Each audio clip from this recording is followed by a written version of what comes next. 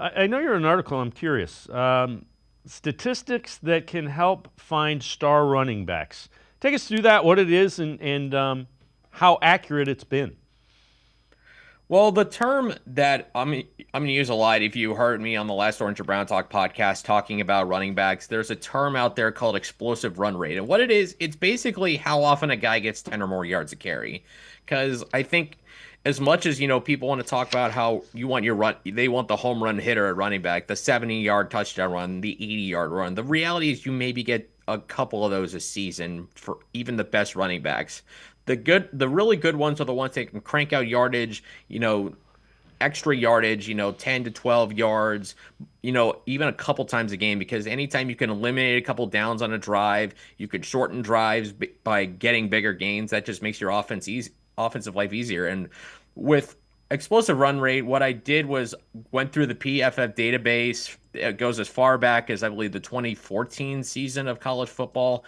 Just took a bunch of notable guys final college season, took their total number of carries and the number of carries that they got 40 yards, 10 yards or more, you divide them up and you get this number. Not exactly a guarantee of success, because I mean, at the top end, you have Boston Scott in the 2018 draft, explosive run rate, the best of anybody is able to find, about 27.4%.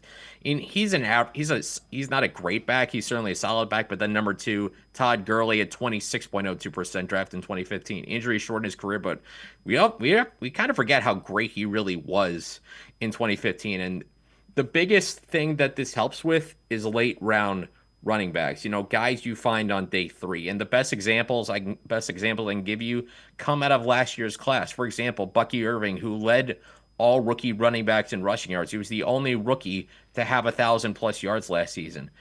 Explosive run rate of 18.28%. So that basically one of every six times or so he got the football in his final year at Oregon, gained 10 yards. That's sensational.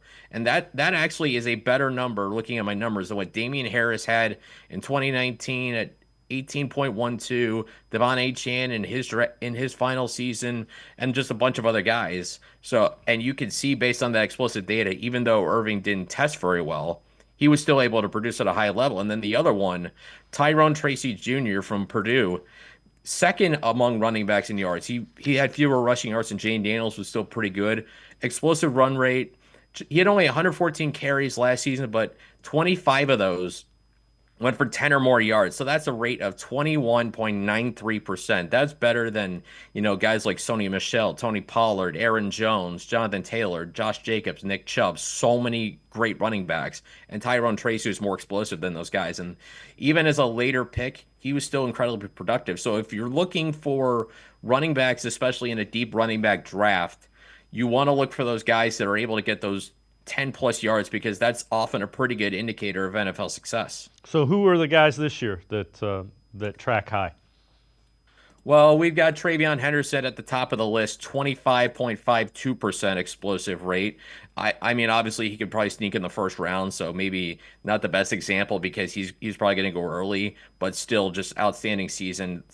Only 145 carries for Henderson, but 37 of those went for 10 or more yards last season. Then next on that list, UCF's RJ Harvey Jr., 23.38%. So he had 54 carries for 10 or more yards.